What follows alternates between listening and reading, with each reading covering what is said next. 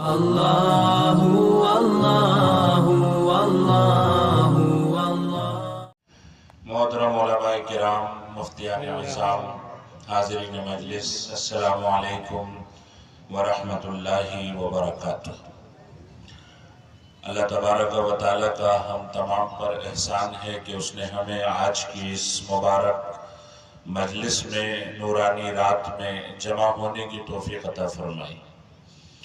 آج ہم حضرت مولانا مفتی عبدالرزاق خان صاحب رحمۃ اللہ علیہ کی یاد میں ان کے ایصال ثواب کے لیے اور ان کی خدمات کا تذکرہ کرنے کے لیے یہاں جمع ہوئے، اور بس ضرورت اس بات کی ہے کہ جو حضرت والا ہم سب کے روحانی باپ کی حیثیت رکھتے تھے، اور ان کے انتقال کے بعد ہم نے ایک ایسی یتیمی کو محسوس کیا جس کی تلافی اب دوبارہ نہیں ہو سکتی، وہ خلا دوبارہ پر نہیں کیا جا سکتا۔ ایسی شخصیت کہ جس شخصیت کے بارے میں وہ شعر بالکل صحیح ثابت ہوتا ہے اور موقع بمحل ہے کہ ہزاروں سال نرگس اپنی بے نوری پہ روتی ہے، بڑی مشکل سے ہوتا ہے چمن میں دیدہ ور پیدا۔ تو عبدالرزاق خان صاحب مرحوم وہ شخصیت تھے کہ اب اس کے بعد ہم اگر امید بھی کریں کہ کوئی ویسا ہوگا تو بہت مشکل بات ہے۔ اب تو جو ان کی اولاد ہے، ان کے جو شاگرد حضرات علماء کرام ہیں، اللہ ہمیں ان کی قدر کرنے کی توفیق عطا فرمائے۔ حضرت مولانا مفتی صاحب سے ہم نے جو سیکھا، وہ سب سے زیادہ نمایاں صفت جو تھی وہ کلمۃ حق عند سلطان جائر، کہ ظالم حکومتوں کے سامنے حق بات کہنا۔ ہر قسم کی بزدلی، ہر قسم کی کم ہمتی سے وہ ڈرایا بھی کرتے تھے اور اپنے طلباء کو حوصلہ اور ہمت پر آمادہ کیا کرتے تھے۔ ہم جس شریعت کے پیروکار ہیں، جس نبی محمد مصطفیٰ صلی اللہ علیہ وسلم کے ہم ماننے والے ہیں، ان کا تو یہ پیغام ہے کہ دنیا میں جہاں ظلم ہو رہا ہو، وہ مسلمان پہ ظلم ہو یا غیر مسلم پر ظلم ہو، ایک ایمان والے کی ذمہ داری ہے کہ وہ ظالم کا ہاتھ پکڑے اور مظلوم کی مدد کرے۔ سیرت طیبہ کے اندر ایک عظیم فتح ہے جسے ہم فتح مکہ کے نام سے جانتے ہیں۔ بڑا معرکہ ہوا، بڑی فتح ہوئی، اور اس کے بعد لوگ جوق در جوق دین میں داخل ہونے لگے۔ لیکن یہ معرکہ کہاں سے شروع ہوا؟ ایک غیر مسلم قبیلے نے دوسرے غیر مسلم قبیلے کے اوپر حملہ کر دیا۔ بنو نفاسہ نے بنو خزاعہ پہ حملہ کر دیا۔ بنو نفاسہ قریش کے ساتھیوں میں سے تھا، اور بنو خزاعہ اللہ کے نبی صلی اللہ علیہ وسلم کے ساتھ تھے، دونوں غیر مسلم قبیلے تھے۔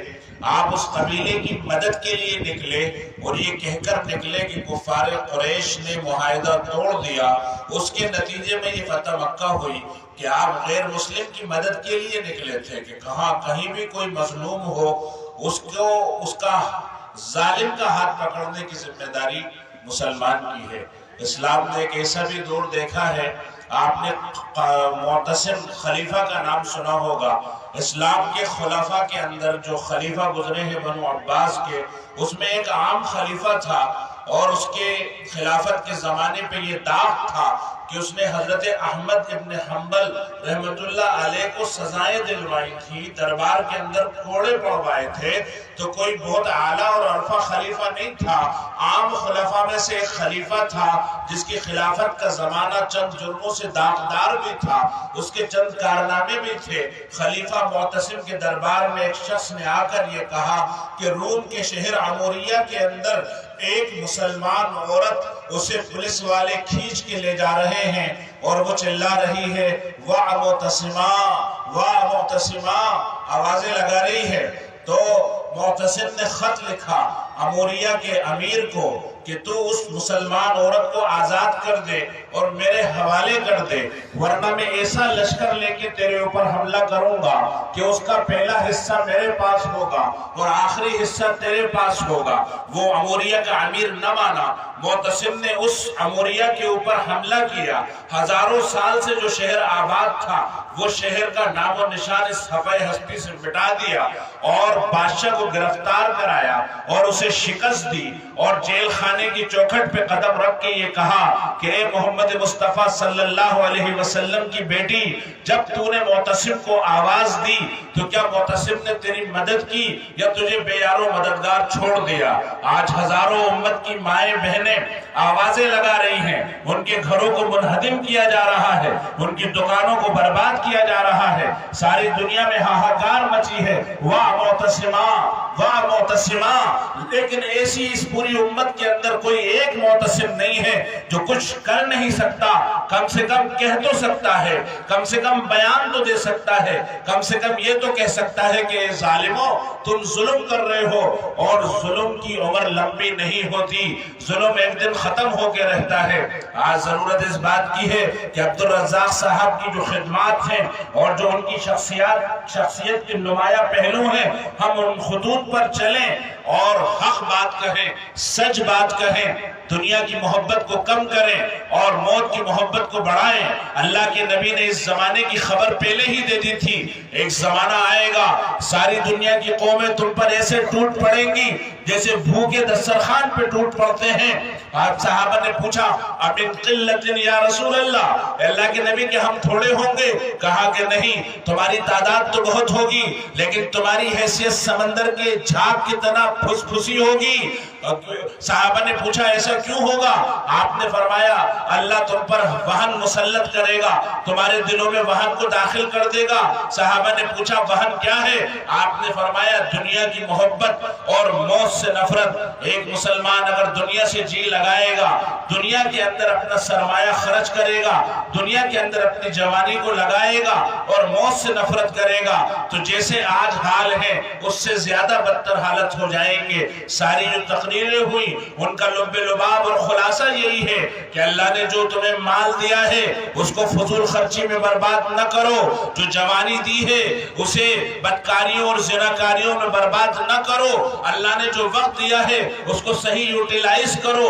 अल्लाह ने रात सोने के लिए बनाई है, वल्लैला लिबासा, रात को सो, वन्नहारा मआशा, दिन में काम करो और अपने पैसे को शादी ब्याह की तकरीबात में बेजा खर्च न करो। अल्लाह फरमाता है इन्नल मुबस्सिरीन कानू इख्वान अश-शयातीन, फजूल खर्ची करने वाले शैतान के भाई हैं। कहा तो मोहम्मद मुस्तफ़ा सल्लल्लाहु अलैहि वसल्लम ने आखिरी जमाने के मुसलमानों को अपना भाई कहा और कहा आज ये आखिरी जमाने के बाद मुसलमान बड़े बड़े हाल किराए पे लेकर, बड़े चिरागा कर कर, बड़े कुमकुमे लगाकर, सतरंगे खाने पकवा कर, बारातें लगवा कर, बेपर्दगी बेहयाई की महफिलें सजाकर शैतान के भाई बनाए जा रहे हैं। अरे सोचो तो किसका हाथ छोड़ा है और अपने नाजायज अरमान पूरे करने के लिए किसका हाथ पकड़ा है? मोहम्मद मुस्तफ़ा के दामन से निकले और शैतान के साए में पहुंच गए। अल्लाह हमें उलमा की बातों पर अमल करने की तौफीक अता फरमाए। शादियों से अपने सरमाए और पैसे को बचाकर अगर हम दीन के कामों में न लगाएं, मदरसों में न लगाएं, मस्जिदों में लगाएं न लगाएं, कम से कम अपने हलाल कारोबारों में लगाएं। जिन बच्चों की शादियां हम वक्त पे इसलिए नहीं करते कि वो कमाते नहीं हैं, उनके कारोबार को हम उस पैसे से खड़ा करें। जो पैसा अल्लाह ने दिया है उसको सही जगह पे लगाएं, जो वक्त दिया है अल्लाह ने उसको सही जगह पे लगाएं, जो जवानी अल्लाह ने दी है उसे सही जगह पे लगाएं। आखिरी बात कहकर मैं अपनी बात खत्म करता हूँ। मैं तो ये चाह नहीं रहा था कि मैं बात करूं और मैंने हजरत मौलाना अहमद खान साहब से दरखास्त की थी कि आप ही बात कर लीजिए, लेकिन उन्होंने हुक्म दिया कि नहीं 5 मिनट तो आप बात करें।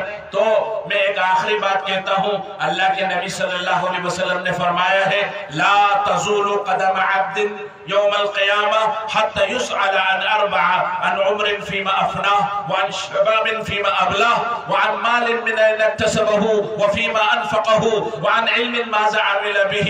کہ کل اللہ کے سامنے جب تم ایسے کھڑے ہوگے، درمیان میں کوئی دیوار نہیں، کوئی آڑ نہیں، پردہ نہیں، بچولیا نہیں، میڈیٹر نہیں، اللہ ہوگا اور بندہ ہوگا. آپ نے فرمایا جب تک 5 سوالوں کے معقول جواب نہیں دے دو گے اپنی جگہ سے ہل نہیں سکتے. سب سے پہلا سوال یہ ہوگا کہ زندگی کہاں پہ لگا کے آئے ہو. اس زندگی کے اندر بچپن آیا، لڑکپن آیا، جوانی آئی، بڑھاپا آیا، سب آ گیا. لیکن اگلا سوال یہ ہوگا وَعَنْ شَبَابٍ فِيمَا أَبْلَاهُ، جوانی کہاں لگائی ہے. یہ نوجوان یہاں پر بیٹھے ہوئے ہیں، غور کریں کہ وہ اللہ کو کل کیا جواب دینے والے ہیں.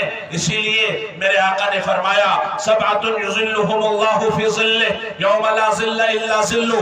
قیامت کے دن جس دن اللہ کے عرش کے سائے کے سوا کوئی سایہ نہ ہوگا، اللہ اپنا عرش کا سایہ 7 قسم کے لوگوں کو عطا فرمائے گا. ان میں ایک وہ نوجوان بھی ہوگا جس نے جوانی کو اللہ کی اطاعت میں لگایا ہوگا، سنتوں کی پیروی کے اندر لگایا ہوگا. وہ اصحاب کہف کا واقعہ جس کو اللہ نے قرآن میں بیان فرمایا، اللہ ان کا تعارف کرتا ہے، فرماتا ہے انہم فتیۃ آمنوا بربہم. نہ وہ کوئی بہت بڑے بڑے علماء تھے، نہ وہ کوئی بہت بڑے مفتی تھے، وہ تو چند نوجوان تھے جو سچی نیت کے ساتھ اپنے دین کو لے کر فرار ہوئے. اللہ نے انہیں غار میں سلایا، ان کے سونے میں اتنی برکت ہوئی کہ اللہ نے پورے علاقے کو ہدایت نصیب فرما دی. چند نوجوان دین کی فکر لے کے سو جائیں، اللہ علاقے کی تقدیر بدل دیتا ہے. چند نوجوان اگر دین کی فکر لے کے کھڑے ہو جائیں، علاقے کے اندر کیا حال ہوگا. اللہ تبارک و تعالی ہمیں عمل کرنے کی توفیق عطا فرمائے. وآخر دعوانا ان الحمد للہ رب العالمین.